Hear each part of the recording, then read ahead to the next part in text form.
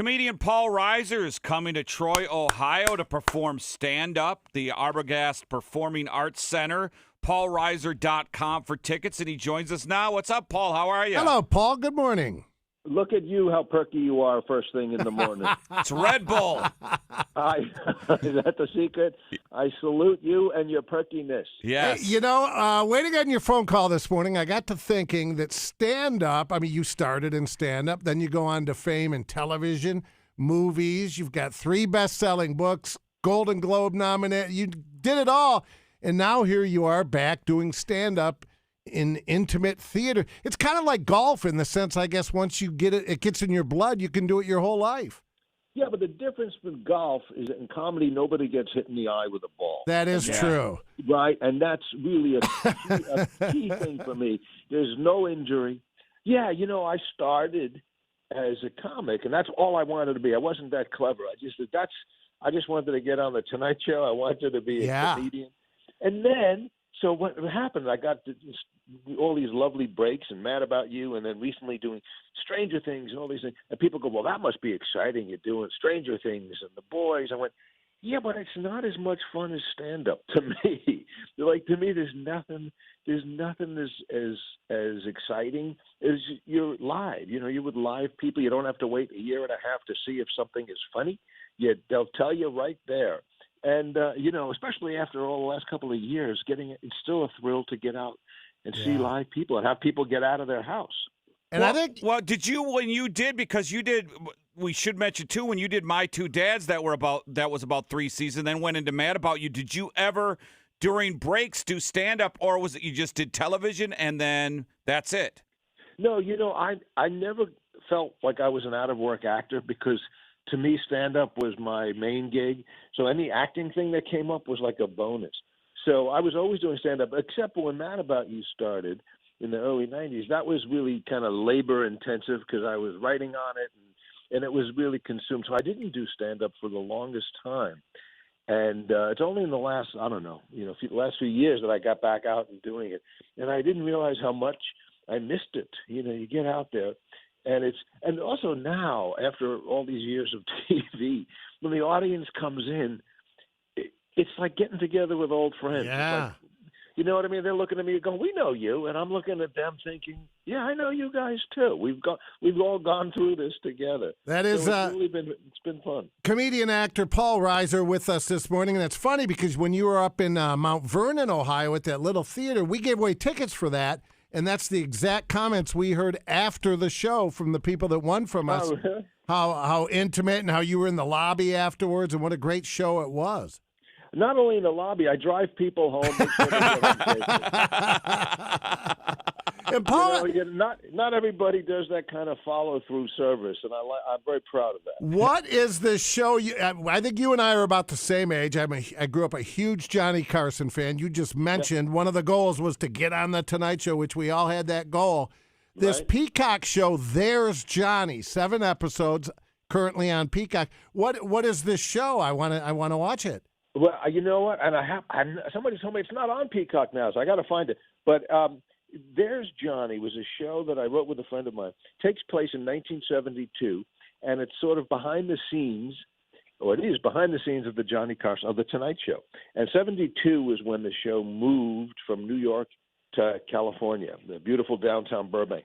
And so we set this fictitious show, basically, but in a real place. So we did it with the cooperation of the Carson Company. So we have the access to all the clips and all the shows. So you'd see a clip of, you'd see he's got George Carlin on or Steve Martin, and then we just go behind the scenes and it's all our make-believe stories. But there's nobody playing Johnny Carson. You actually see, so you really feel like, oh, that's what it's like to be behind the scenes. And we had this, the star of the show is this 18-year-old kid from a farm in Nebraska who wrote a fan letter to Johnny and through some silly accident ends up getting a job as a gopher. So he's this wide-eyed kid thrown into Hollywood. And it was really something I'm very proud of. Yeah, it's really a good show. I hope you can find it. How many times did you appear on Carson? What memory stands out for you doing that show? Because a lot of people get intimidated. Yeah, when we started, all of us, Seinfeld and Larry Miller and all my gang, that was our goal. And for me, I don't think I saw past that. I just want to get on the Tonight Show because that was the currency. That was you were officially in the club. And so the first time I got on, and Johnny was very welcoming, and he loved comedians. He wanted them to do well. And then there was a stretch in I guess late 80s, late 80s, 87, 88, 89, where he had me on like every 2 months. And I look back and think, how did I do that? That's because he had to really work hard. You always wanted to make him laugh, and so you'd work really hard on your material. And my recollection is just that he was so masterful at highlighting the guests. So he would set you up, and if you were on a roll, he would sit back and let you go. And if you hit a dry spot, he would jump in and and he would just make it work in a way that nobody else does anymore. He was really there was a reason he was on for so long. Yeah. Well, I think now it just becomes hateful to both sides, where it's just. I want to be watched to entertain. Carson was just a man. He could interview like an eight-year-old who did a book report, Yeah. And then make it work. It was, and the reason, when we did this show, that There's Johnny, take place in 72, I remember as a, teenager in New York, I'd stay up late, it was school night, so you'd have to quietly put the TV on so your parents didn't know you were up at midnight. But you watched it, and it always felt like it was the greatest cocktail party they were having every night, and you were invited, and he'd have these celebrities on, and he'd have silly people. For me, it was always about the comedians. So my friends and I would go, hey, George Carlin is on tonight. Albert Brooks is on tonight. And those were the nights I'd make sure to watch. Brenner had a lot of appearances. David Say. Remember David Say? Remember him? He was great. Robert Wall. Rickles was outstanding. Rickles would be the only person who remembers David Say. Wow, good for you. Yeah. Larry Miller, you mentioned him. That classic, The Stages of Drunk that he did, boy, that was a classic, man. Yeah. Funny guy. You know your comedy. Yeah, Larry's an old buddy. And but for all of us, that was the golden, the end of the rainbow to get on the Tonight Show. So when Johnny gave you the thumbs up and the seal of approval, that was really all you needed. Well, who are you watching? Who do you like? Is there anyone you like now? Because unlike ever before with Amazon Prime and Netflix doing shows and YouTube, I mean, there's comics that will put a special on YouTube and get 10 million hits. Is there anyone in particular you like now? It's a different world, and there's so many people. When I came back to doing it, 5-10 years ago, there were entire generations of comics that were really well established and terrific that I had not heard of. I remember going, well, "Who's this guy, Jim Gaffigan? Where did he come from?" I hadn't been watching, and I remember, a while ago, Sebastian Maniscalco, before he blew up. Yes, he did. In the clubs, I'm going, well, this guy's funny as hell, and then of course he blew up. I just saw Taylor Tomlinson's special was really funny. She's great. I don't watch that many. Patton Oswalt's a buddy. I love his stuff. Yeah, Kevin Hart. Kevin's great. I worked with Kevin on a film. I'll tell you, not only is he funny and very, very nice guy, but you can put him in your pocket. He's not that big. Wherever you go, you take him with you. Because you did a movie with him, right? Yeah, he did a movie called Fatherhood. I had a little part in that, but it was great. And I had never met, comedians all feel like we know each other, but we hadn't met till we did that movie. He was great. He's a powerhouse. Yes, he is. Paul's going to be at the Arbogast Performing Arts Center in Troy, Ohio, Saturday, April the 13th. You can get tickets now, paulreiser.com. Hey, Paul, when you get and you mentioned The Boys, which is a hit show, Stranger Thing, when something comes to you and your agent says, Paul, I got this, whether it was a movie or show, whatever it is, how long does it take you to either read a script, find out who's involved before you say yes? That's a really interesting question. Sometimes I'll say, yeah, I read a script. There's a movie coming out. It's premiering at South by Southwest. It's a movie called The Gutter, and it's about a bowling movie. And it's so silly. And I read it, and I said, this is so funny. I said, yeah, I'm in. And more often I'm good at saying no real quickly. Sometimes on page one I'll go, yeah. They'll say, I remember getting a script once, and they said, "You're the lead character," and I read it and said, "Page 1, fade in, dark, murky, muddy water outside Calcutta. A head emerges from the water. Went, I'm out. I'm not going in a muddy swamp and a river. Yeah. Do they try to pitch you? Does your agent ever pitch you going, all right, Paul, it's got this guy, this guy, this gal, trying to pitch you who else is involved before they... But sometimes there's any number of reasons to do something. Sometimes you go, well, the script's not great, but I'd love to work with that guy or that actress or that director. Yeah. And, and sometimes it's like, well, where is it shooting near my house? Okay. or is it going to a beautiful place? Is it France? Okay. Let's do it. Yeah. I've been really lucky that I don't have to, I get to choose, and I don't have to do something that looks terrible. But as I said, I always sort of cut it with doing stand-up. And so I that's something I always look to be doing. And, I've been doing this sort of long tour for the last couple of months.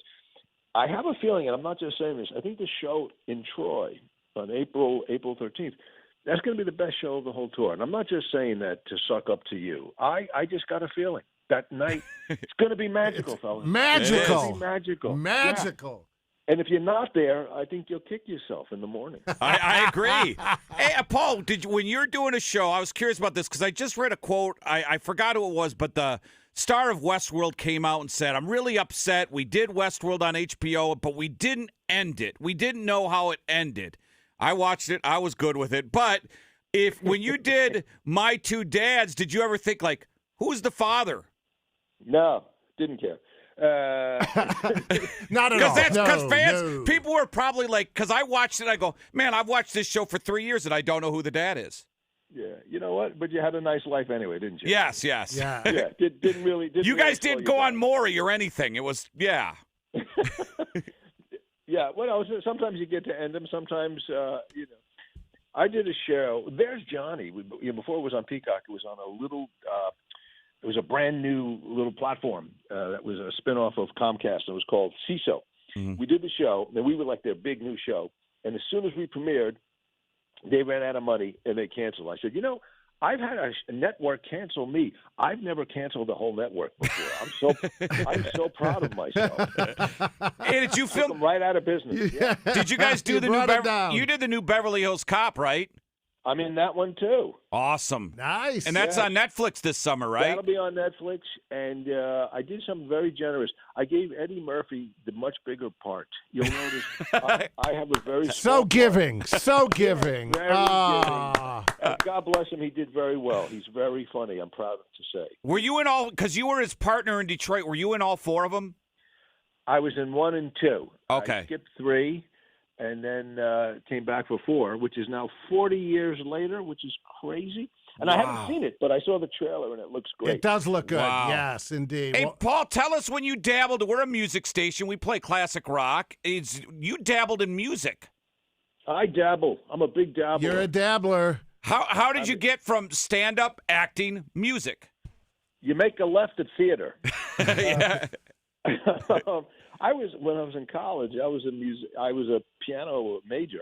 That was my thing. Not that I was that good, but it was like I already know how to play piano. This should make college easier. So that was always my my love. I always loved playing piano, just sort of for my own amusement.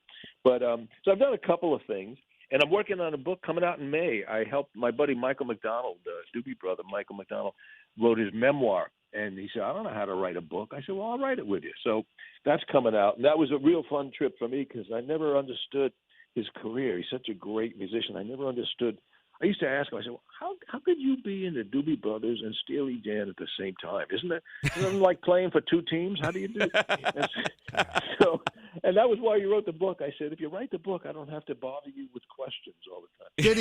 Did he title it Minute by Minute by any chance? No, but he did title it What a Fool Believes. Even better. Paul Reiser, paulreiser.com, Troy, Ohio, April the 13th. It's a Saturday, by the way, so that's a good night out.